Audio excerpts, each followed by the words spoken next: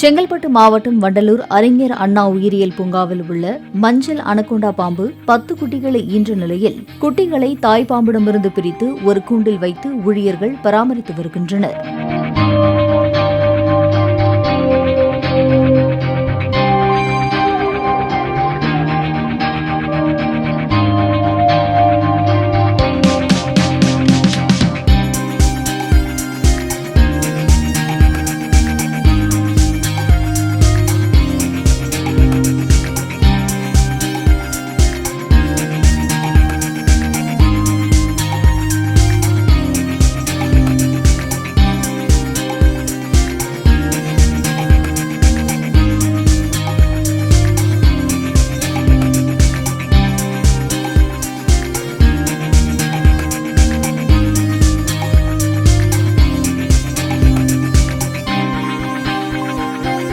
Play store மற்றும் app ஸ்டோரில் இருந்து பாலிமர் செயலியை QR கோடு மூலம் பதிவிறக்கம் செய்யுங்கள்.